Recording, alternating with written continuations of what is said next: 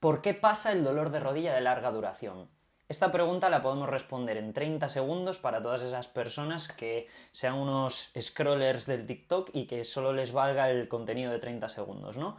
Entonces, la respondemos tan sencillo como pasa por demasiadas cosas como para que te digan que no puedes volver a hacer impactos, sentadillas profundas, que tienes que evitar hacer ese deporte o esas actividades en las que se desencadena o aumenta tu dolor. Vale, es tan sencillo como eso. Hay tantos procesos por los que este dolor se hace de larga duración y por lo que tiene las características que es demasiado simplista esa recomendación habitual que te dan de evita el impacto, evita esa actividad que te agrava el dolor, ¿no? Tómate antiinflamatorios y simplemente pues dedícate a hacer otras cosas o, bueno, pues medidas del tipo de infiltraciones o lo que sean, ¿no? Bien, entonces, para los que somos capaces de aguantar por lo menos 5 minutitos la atención, vamos con la explicación del vídeo y le damos caña, ¿sí?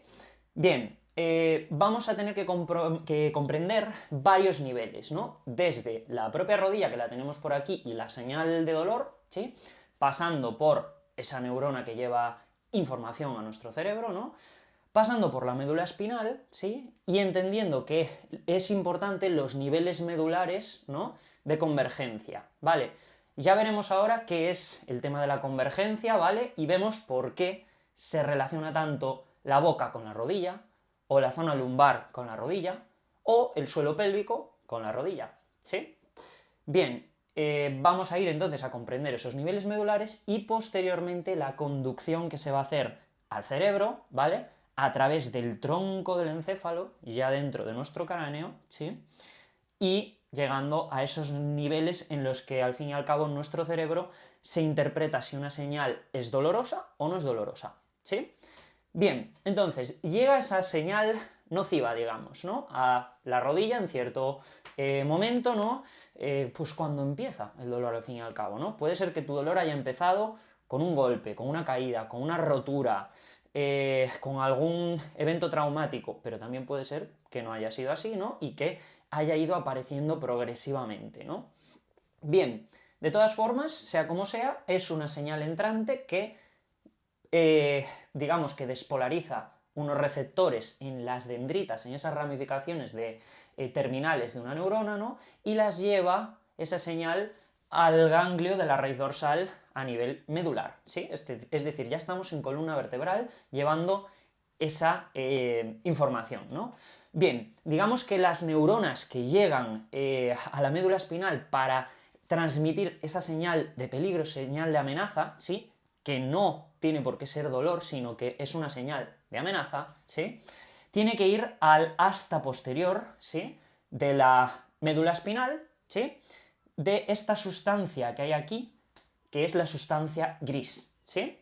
Bien, entonces, dentro de esto ya tenemos un primer proceso donde cuando el dolor es de larga duración, de 3 meses o más, ¿sí? O cuanto más meses o años estamos con el dolor, más se produce esto, ¿sí? Se produce que aquí, donde se tiene que recibir esa señal nociva, esa señal de amenaza, sería la lámina 1 de la sustancia gris, ¿sí? Solo puede recibirse esa señal en la lámina 1, aquí en la puntita, o en la lámina 2, justo esta de aquí, ¿sí? ¿Qué pasa? ¿Qué es lo que está aquí representado con estas líneas, con estas ramificaciones azules? Cuando la señal de dolor, perdón, no señal de dolor, sino señal de amenaza, está perpetuada y está disparándose constantemente durante mucho tiempo, lo que pasa es que en vez de mandar información solamente a la lámina 1 y a la lámina 2, que tienen que estar en la puntita aquí, se van a empezar a ramificar esas dendritas, se van a empezar a crear más raíces, ¿sí? Que van a ir a otras láminas, a donde no debería llegar información de amenaza, ¿sí? Lámina 3 y lámina 4 son láminas que tienen que recibir información de otras neuronas, pero de información propioceptiva y táctil, es decir, información segura, ¿sí? Información sobre posicionamiento articular, por ejemplo, está mi rodilla extendida, está estirada, ¿en qué rango está? ¿Puedo identificar eso? Vale, ¿qué es lo que pasa? Que en el momento en el que esto se perpetúa mucho, esa señal de amenaza, y se ramifican esas dendritas a zonas donde no se debería recibir amenaza, puede ser que se interprete ya aquí, a nivel de médula espinal, como amenaza, por ejemplo, una flexión, una extensión, una rotación de la rodilla cuando no está recibiendo objetivamente ninguna señal de amenaza real, y eso no debería doler, ¿no? Pero ya este proceso de ramificación, ¿no? Es como si dejas un árbol, ¿no? Que lo vamos regando, lo vamos nutriendo, ¿no? Y al fin y al cabo, pues la naturaleza se abre paso, ¿no? Siempre se suele decir eso, que, bueno, pues si no haces un cuidado, eso se va a acabar ramificando, ¿no? Y se va a acabar expandiendo el bosque, ¿no? Pues es un poco lo mismo que pasa aquí con la señal dolorosa. Si no le ponemos una regularización natural y efectiva, lo que va a hacer es seguir abriéndose paso esa señal nociva, esa señal de amenaza, y va a invadir zonas en las que se debería estar recibiendo información de seguridad, ¿sí? Bien, todavía no nos vamos a la conducción de esa información al cerebro. Tenemos que ver que hay un proceso muy importante, ¿sí? En el que desde aquí, ¿sí? Si se perpetúa mucho, y lo que decíamos ahora, si la señal de amenaza es constante y permanece en el tiempo durante meses, años, cuanto más meses o años, aún más se perpetúa esto. Entonces, cuanto más tiempo lleves con dolor, más te estará pasando esto, ¿sí? ¿Qué es lo que pasa además? Que desde esta neurona que percibe la señal de amenaza y la lleva hasta la médula, ¿sí? Su cuerpo neuronal va a empezar a liberar cada vez más, o de forma constante estará liberando, ciertas sustancias, ¿sí? Que algunas son peptidérgicas, es decir, pues que son proteicas, digamos, ¿vale? Como sustancia P, CGRP y neuropéptido I, las va a liberar hacia el lugar de la lesión. ¿Qué es lo que pasa de la lesión? Perdón, ya no de la lesión, sino del lugar donde se está percibiendo amenaza, a veces por una lesión real, otras veces, la mayoría de las veces, si estamos hablando de dolor crónico, ya no hay una lesión real, pero sí que se siguen enviando estas sustancias hacia esa zona, ¿no? ¿Qué es lo que produce esto? Un llamamiento, ¿sí? Del sistema inmunitario, que le llamamos quimiotasis leucocitaria, ¿sí? Y eso es lo que puede estar perpetuando que siempre, o casi siempre, o al mínimo estímulo, ¿sí? Tengas signos o síntomas de pequeñas inflamaciones, ¿no? O a veces incluso de grandes inflamaciones, ¿no? Y esto puede estar mediado, muchas veces está implicado el sistema inmunitario y podemos, bueno, ver si hay algo que revisar a nivel del sistema inmunitario, pero siempre, prácticamente siempre, va a haber un componente de liberación de estas sustancias que al fin y al cabo llamamos neuroinflamación, ¿vale? También estaría el factor de crecimiento neural, ¿vale? Entonces, digamos que el propio nociceptor, el propio receptor de la señal de amenaza, tiene además la capacidad, además de esa capacidad de perpetuar la señal de amenaza, también de liberar sustancias hacia esta zona que van a hacer que aumente la neuroinflamación y la inflamación por llamamiento del sistema inmunitario al encontrarse estas sustancias de forma constante ahí, ¿no? Y esto va a hacer no solamente que haya una sensibilización en la conducción de la señal a nivel del sistema nervioso central en la médula, sino que también va a haber una sensibilización periférica en la propia rodilla, ¿sí? Entonces, tenemos un cóctel perfecto en el momento en el que esta zona, la rodilla, está sensibilizada, ¿no?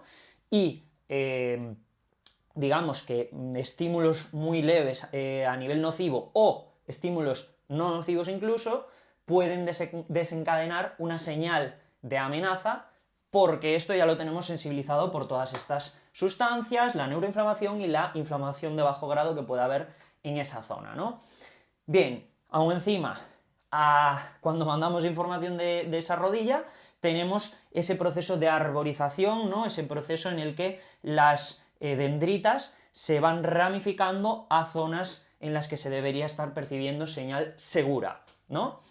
Vale, aún encima, aquí vamos a hacer sinapsis, es decir, esta neurona va a conectar con el cuerpo de otra neurona, en esta zona, ¿sí? En estas láminas, y van a mandar información a través de la sustancia blanca, que es esta, ¿sí?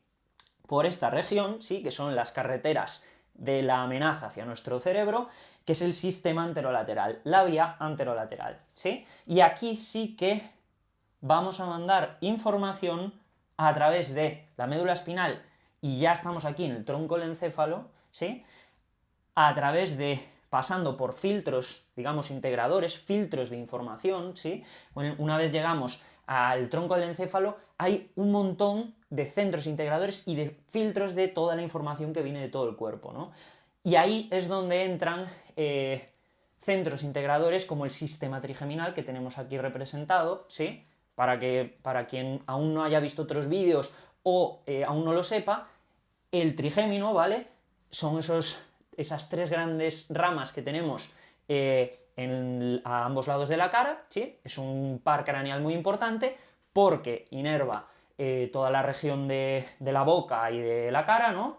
Muchas regiones por ahí, pero además es importantísimo no solo hablar del trigémino como nervio y como, digamos, inervación de la propia cara y la boca, ¿no? Sino también como un sistema de filtro de información y de integración de información del sistema nervioso central, porque vemos que tiene un montón de núcleos, ¿sí?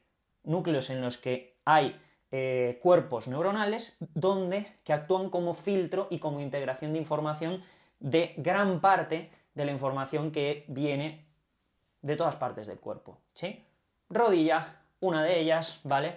Sistema digestivo, hay mucha convergencia ahí, que luego vamos a hablar más de ese fenómeno de convergencia, ¿no? Pero digamos que ese sistema trigeminal es uno de los grandes filtros, por supuesto, hay otros, ¿no? Pero lo destacamos porque sí que es de gran importancia.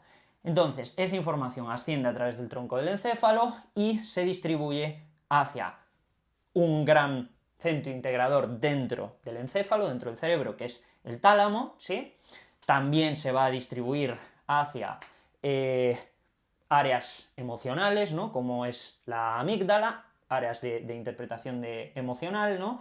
Y a partir de ahí, a partir del tálamo, se va a distribuir sobre todo a corteza somatosensorial primaria y secundaria, ¿sí?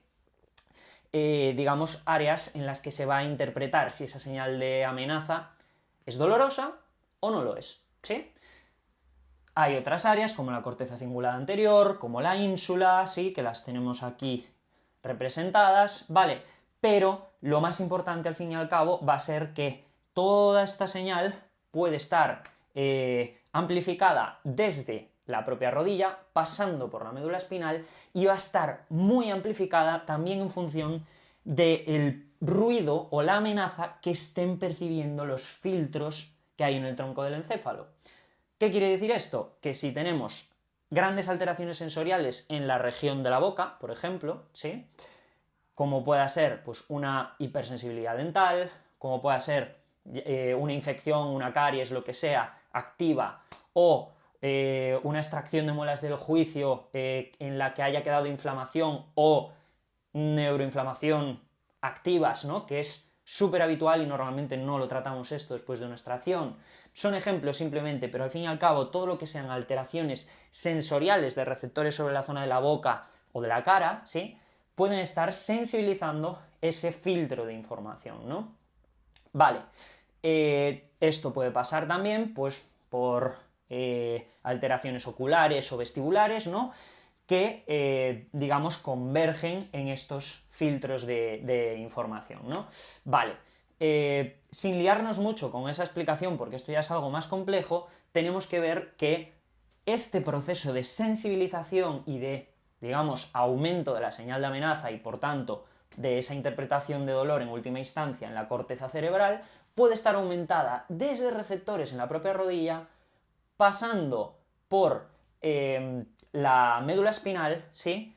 Además, haciendo una retroalimentación hacia abajo otra vez, hacia la rodilla, para sensibilizarla más, ¿sí?